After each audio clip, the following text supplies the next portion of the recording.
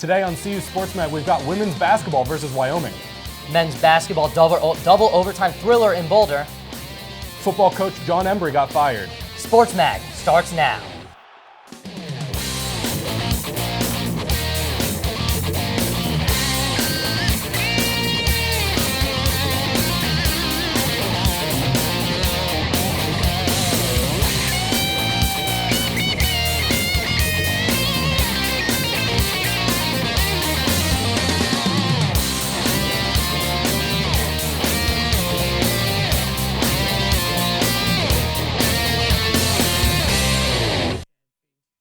Hello and welcome to CU Sports Mag. I'm Jason Raffle. And I'm Michael Schwartz. We have a lot of sports to catch up on, starting off with an update on the recent firing of John Embry.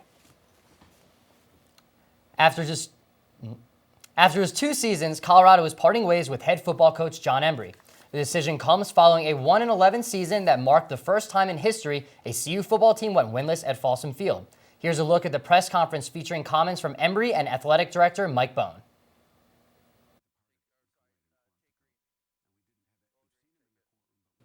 Obviously disappointed sitting here today.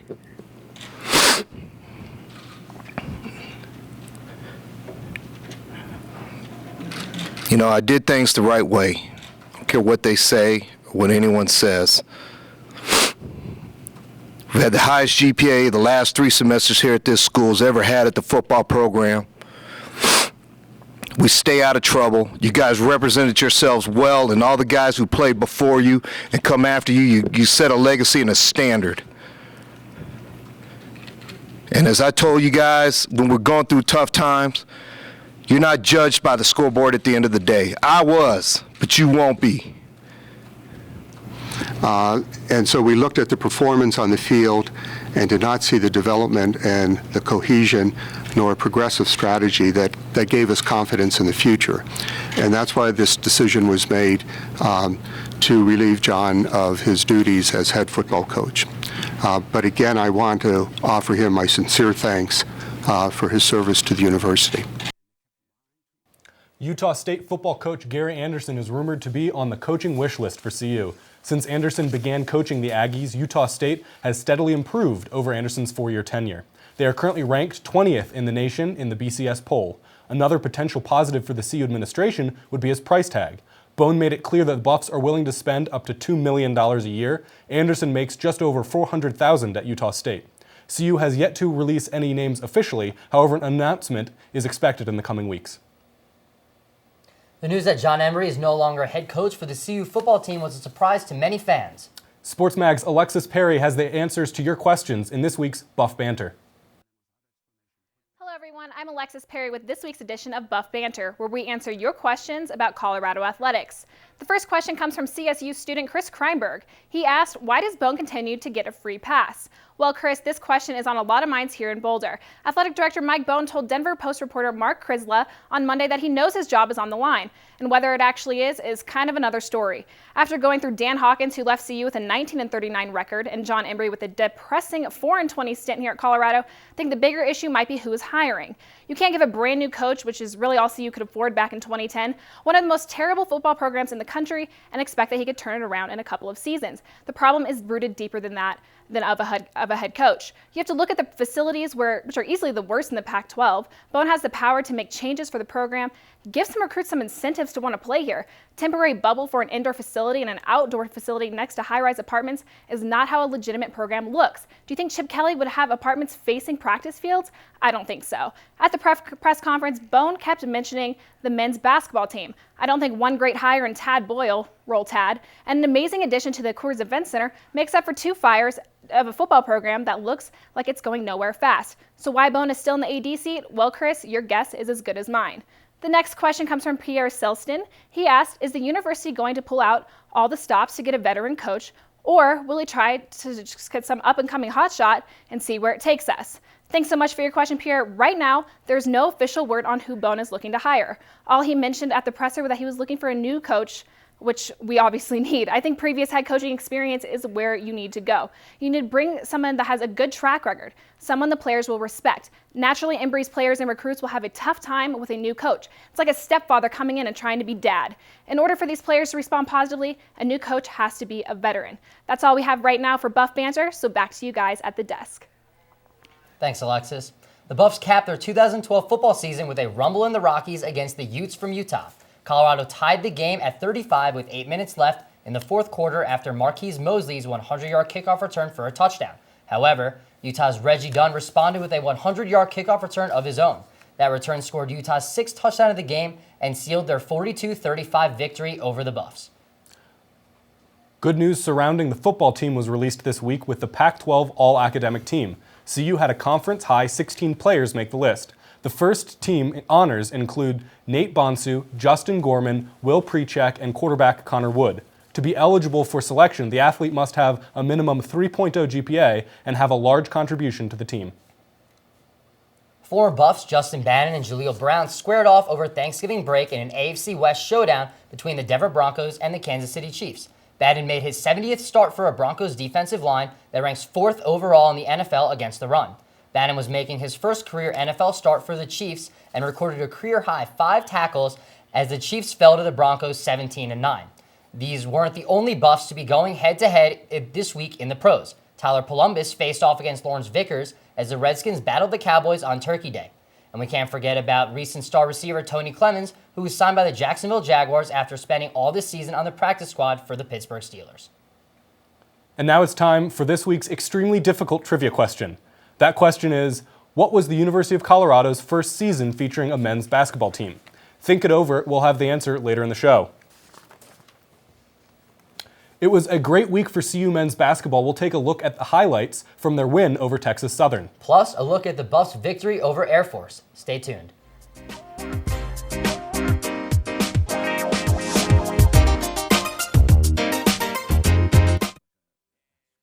Students who join the Peace Corps are usually very adventurous people, very outdoorsy.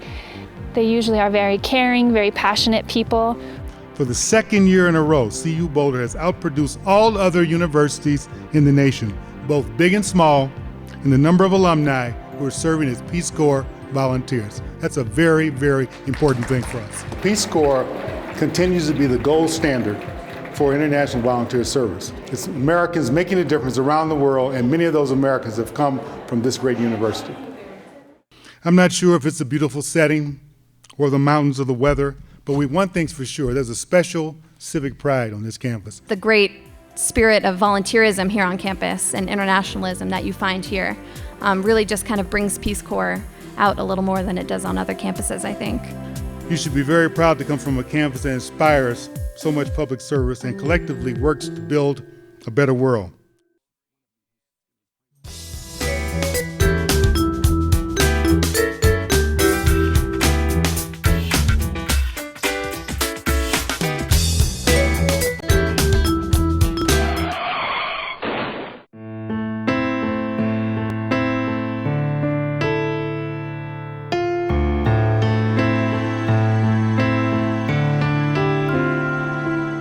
This isn't where you want to be. Don't use a fake ID. They said I would be more focused.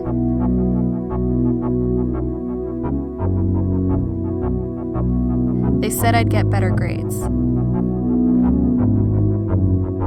It's nothing like they told me.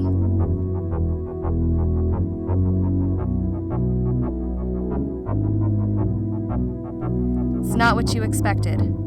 Don't abuse prescription drugs. Let's check out some men's basketball highlights from the surprising game earlier this week against Texas Southern. Early in the game, Spencer Dinwiddie misses from long range, but Andre Robertson is there to clean up the glass. Robertson finished the night with his second straight double-double. Omar Strong for Texas Southern was on fire all night. Here he drains a three in Dinwiddie's face. The Buffs had no answer for Strong in the first half. Buffs could not find a groove early on. Sabatino Chen turns it over, which leads to another Omar Strong three. He had 5 in the first half alone. Askia Booker says, "Nobody shows me up in my house," as he drains the three at the buzzer, cutting the Tigers' halftime lead to 10. The second half was a different story for the Buffs as he came roaring back. Sabatino Chen with a nice touch pass to Robertson. Buff fans hold their breath as Omar Strong launches a three at the buzzer, but it was too strong off the glass and we're going overtime. Overtime, Booker hits a huge three with 40 seconds left as Buff fans go wild. Booker's last second shot would have ended the game, but he missed it. And we're going to a second overtime. This was the first double OT game for the Buffs since 2008. Omar Strong gave the Buffs a scare early on in the second OT with a nice fadeaway. But these 5 minutes belong to the Buffs. Omar Strong hits another deep three at the buzzer, his 9th of the night, but it's too little too late. The Buffs will go on to win 85-80. Let's take a look at some stats from that game. See, Spencer Dinwiddie had 24 points. Josh Scott with a double-double, 18 and 12. Omar Strong lit it up, as I said, with 39 points. And Sturdivant, had 12 points and 11 rebounds for Texas Southern. Let's check out what. I didn't think I played exceptionally well this game, and hopefully I can pick it up at Wyoming. But I'm glad we came out with the win. As a group, we didn't come out with the same type of intensity as we had the other games. Kind of had a false sense of security. We've definitely got to learn from tonight and get better from tonight. I told the team in the locker room, if we don't, we're going to blink our eyes, and in a week and a half, we'll be 6-4. Let's check out some highlights from the men's basketball game last Sunday against Air Force. Askia Booker with the nice crossover, but misses the floater. Spencer Dinwiddie is right there for the offensive board. He spots up and drains the shot. Dinwiddie had 15 points on the night. Here, Booker blows by Kyle Green with another BEA beautiful crossover and dumps it off to Xavier Johnson for the slamma jamma. DeLovell Earls attempts to save the ball as it goes out, but gives it right to Xavier Talton, who feeds it to Josh Scott down low. Eli Stalzer hits a big three, one of 7 threes for the Buffs on the night. Josh Scott down low again right here, as with a nice post move. It doesn't fall, but he grabs his own miss and uses his strength to put the ball back in. Here's Scott again with a layup. He led the Buffs with 20 points. Robertson with a nice Euro step, channeling his inner Manu Ginobili. The Buffs cruise to an 89-74 victory over the Falcons. Let's take a look at some stats. Josh Scott, like I said, was the Buffs leader in points with 20 points. He also had 7 boards. Andre Robertson with another double-double, 18 and 13. Lions led Air Force with 20 points, 3 rebounds. Fletcher had 20 points and 1 rebound. The Buffs completed the Charleston Classic tournament with a championship win over Murray State during the holiday break. CU started the tournament with a 67-57 win over the Dayton Flyers, and then beat the 16th-ranked Baylor Bears the next day, 60-58. The Buffs completed their championship run with an 81-74 victory over Murray State. This is the first time the Buffs won an in-season tournament since 2002. The tournament win boosted CU into the nation's top 25 poll. Askia Booker was named the tournament MVP and the Pac-12 Player of the Week. The men's basketball team is off to a strong start, winning all 6 games this season. Joining us is rankings expert Elise Farino with more information on the men's basketball's performance. That's right, guys. The CU basketball team proved last year that they are a team on the rise, and this year has been no disappointment so far. From no spot to taking 23 after a spectacular Charleston Classic to our current rank of 19, the Buffs are moving on up to the Associated Press poll these last few weeks. This is the first time the basketball team has been ranked by the Associated Press since 1997, when Chauncey Billups was running the show. This is also the first time the program has been ranked during a non-conference play since December 1970, the year Tad Boyle turned 7. The Buffs are still undefeated 6-0, but they hit a recent rough patch in their game against Texas Southern. The Buffs managed to come out on top thanks to the main scorer of the game, Spencer Dinwiddie. He played the entire game and stayed strong with a high of 24 points to help the Buffs take the win. Alongside Dinwiddie, Josh Scott and Andre Robertson each had double-doubles, Scott with 18 points and 12 rebounds, and Robertson with 11 and 12. It was most definitely a nail-biter, but the Buffs fought hard for their victory. We'll see how this stumble reflects in the rankings next week. Elise, is there anyone else to keep our eye on? Well, we can't count out Askia Booker yet. Askia Booker played Texas and he got 15 points. But Booker started the season strong with an early season opener down south on the Charleston Classic. where he scored 58 points in 3 games and was awarded Most Valuable Player for his performance. Thanks to Booker's 23 points in the final game against Murray State, CU was able to take it home for the prize. We should also watch out for CU. For CU, the freshman players are also something to get excited about. I'm going to mention one in particular. In the game against Air Force Academy, Josh Scott scored 20 points to push towards an 89-74 win. He also had about 7 rebounds, a block shot, a steal, an assist, and made 8 out of his 10 free throws. It's amazing when you remember that he's only a freshman. All right, thank you, Elise. Coming up next, SportsMag's Rose Heafy and Adam Lucas break down the women's basketball season so far. Plus, a look at the highlights from the women's basketball win over Wyoming. Don't go anywhere.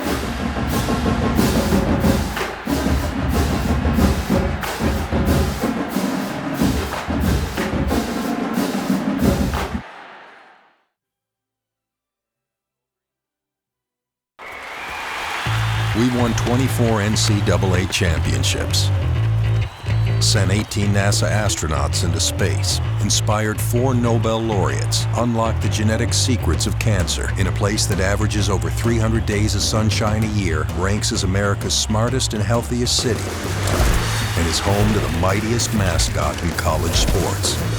If you didn't know what the University of Colorado is all about, now you do.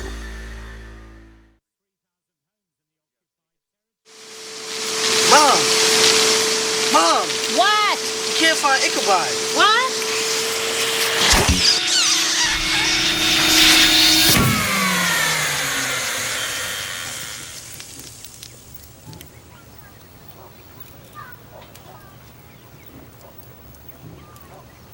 You don't have to be perfect to be a perfect parent. There are thousands of teens in foster care who would love to put up with you. Hey, how's it going? Yeah, how was your weekend? Oh, have you studied for JOG? Oh, yeah.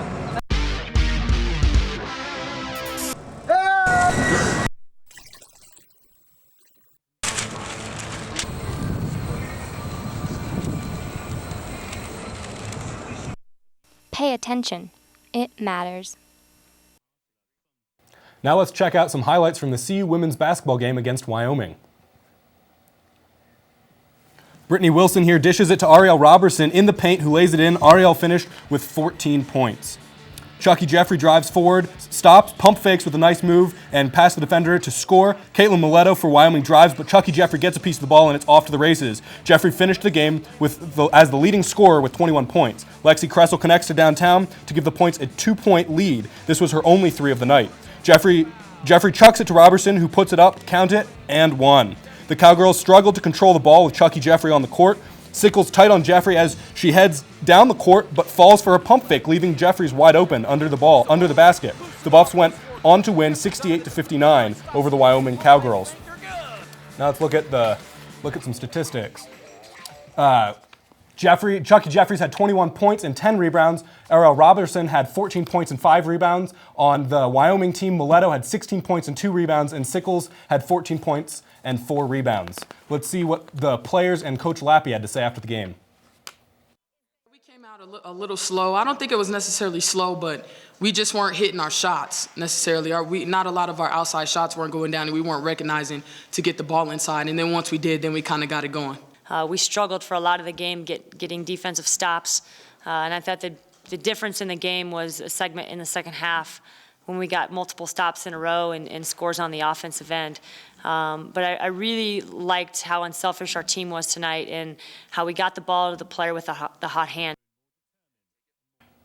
The women's basketball team defended their home court for the Omni Hotels Classic Tournament over Thanksgiving break.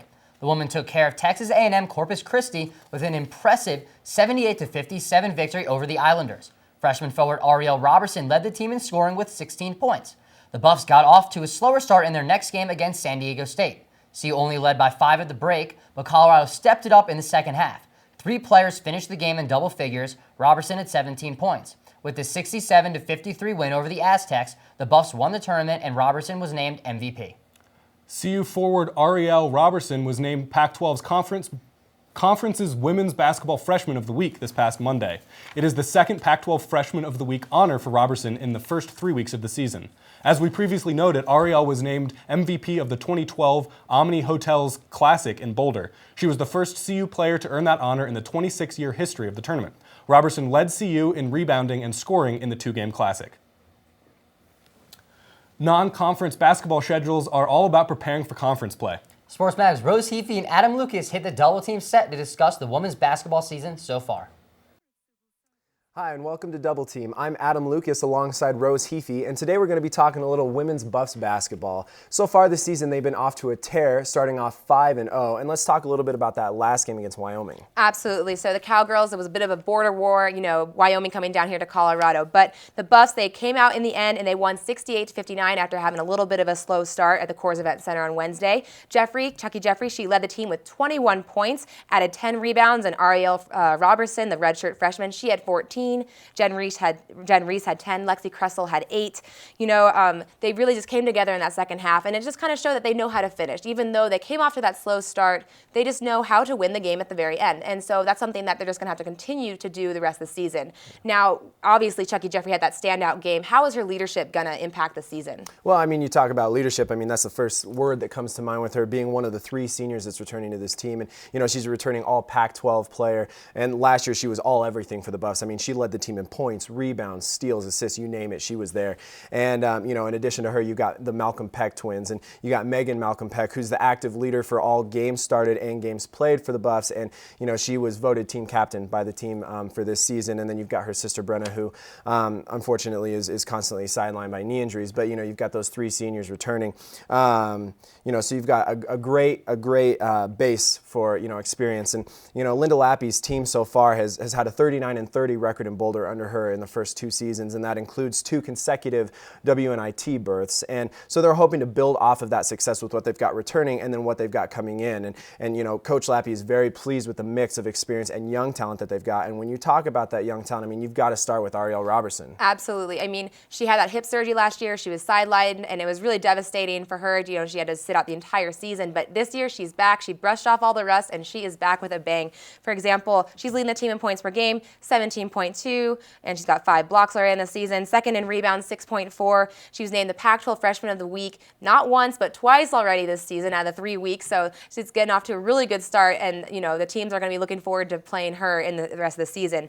Here in Boulder at the Omni Hotels Classic, she was named MVP. So she's setting a real precedent here on the court and at home, and she's bringing a real energy to the team, just like Andre does for the men's team. Other freshmen on the team who are doing well, for example, they're ranked 27th best class in the nation according to ESPN.com. You got 2 top 100 recruits like Jamie Swan, and then also from Littleton, you got Lauren Huggins. And they're just really putting it all together. Right, and you talk about putting it all together. I mean, just here's some team statistics. They're outscoring opponents by an average of 15.6 points per game. They're shooting over 40% from the floor, which is just great. They're out-rebounding opponents by 11.4 rebounds per game, and they're averaging 12 steals per game. So just across the board, they're very balanced. They're doing well in all of those categories, and we'll see if they can keep that up as the schedule gets a little tougher. Absolutely. It was an easy schedule early on, and so up now they have to go on the road to Illinois, and then take on at home CSU, and then DU, so those in-state rivalries just to show that Colorado really is a strong basketball school. Absolutely, and you talk about the in-state rivalries, and then in addition to that, you've got some top 10 teams that they're going to be playing here in Boulder. You got number 1 Stanford, number 7 Louisville, and number 10 Cal. They're all here, so that schedule is really going to go up here pretty soon.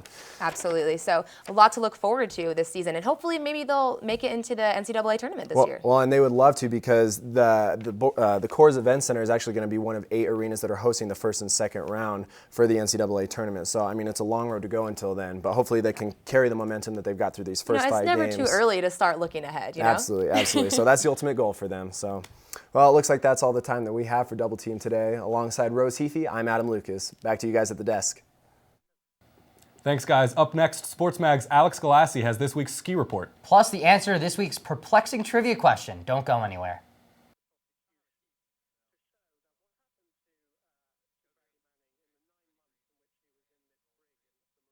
She is one of America's toughest drug enforcement agents. Last year, she helped convict 90 drug dealers, seize several tons of crack and marijuana, and close down 10 major drug operations.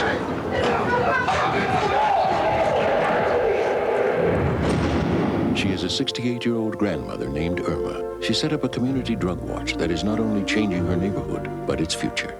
There are many ways to help in your community. Call the Points of Light Foundation. Do something good. Feel something real. Lewis and Clark, great explorers. Hey, wait. Hi, I'm Thomas Jefferson. Would you check out the West for me? Oh, sure. And they take their keelboat up the Missouri. Oh, Buffalo. Then they built Fort Mandan. They're at 1804. Made some friends along the way. I'm Sacagawea. Through the Columbia Gorge. There are tons of ways to help with your kids' learning. Find the really good ones on connectforkids.org. The sweet Pacific Ocean! Yeah! 400 million cups of coffee every day. They don't realize with every caffeine-filled cup, they're drinking their way to many harmful side effects. Caffeine interferes with the body's hormones, leading to... And don't forget jitteriness, upset stomachs, and disrupted sleep. With caffeine, going to the bathroom is the least of your problems. Honey, the credit fairy doesn't exist. What? It's make-believe. Nobody left anything under your pillow. If there's no credit fairy, then we'll make our credit score go up. We will, by doing things like paying our bills on time. There's no magic to improving your credit, but there's help, and it's free. Go to creditfairy.org. What? The 7th-ranked CU men's cross-country team outdid its ranking and placed 3rd for the 2nd straight year at the NCAA championship this Saturday. Oklahoma State won the championship with 72 points, and Wisconsin was 2nd with 135 points. The Buffs put together a team score of 158 points. 3 players finished in the top 40 for the Buffs to earn All-American honors. Senior Eric Van Halen had his best performance as a Buff, placing 2nd on CU behind junior Jake Hers. Finally, it's time for the answer to this week's tricky trivia question. Just to remind you, that question was, what was the University of Colorado's first season featuring a men's basketball team? And the answer is the 1901-1902 season. Hey Mike, have you been outside recently? No, I haven't, Jason. We're going to have to throw to Sports Mag's Alex Galassi for this week's weather report. Hello, I'm Alex Galassi here with your Sports Mag weather report. Now let's start things off with a 4-day weather forecast. Today has been fairly nice all day with a high of 64 degrees. Tonight, the low tonight is supposed to be 34 degrees, so if you're going out, do be prepared for that. This weekend will be nice all weekend though, with Saturday's high at 60 degrees and Sunday's high at 63 degrees. Yet by Monday it will get chilly as the high is 51 degrees. Now, Sunday means football, and this Sunday the Broncos are facing off against the Tampa Bay Buccaneers here in Denver. The kickoff is at 2:05 Mountain Standard Time, and if you're going to the game, it will be a good day for football, but do bring a jacket as Sunday night, is supposed to be about 35 to 40 degrees. Now on to skiing. Here behind me is Purgatory Mountain Resort in Durango. It is the most recent ski resort to open in Colorado for this season. However, they have gotten 0 new snow during the past 72 hours, and in fact, no ski resorts in Colorado have gotten any new snow during the past 72 hours, so this preseason for skiing has been pretty rough. So if you're going up to the slopes, expect some icy conditions and stuff like that. However, that is all the time we have for Sports Mag weather. Back to you guys at the desk. So Jason, what are you doing this weekend? I have no idea, but it sounds like the weather's going to continue to be pretty nice, so I'll try to spend some time outside. Yeah, maybe I should also go outside. That's all the time we have this week. Make sure to visit us at cusportsmag.com and follow us on Twitter at cusportsmag. You can follow me on Twitter at Jason Raffle. And you can follow me at Seahawks126. Thanks for watching. Have a great week.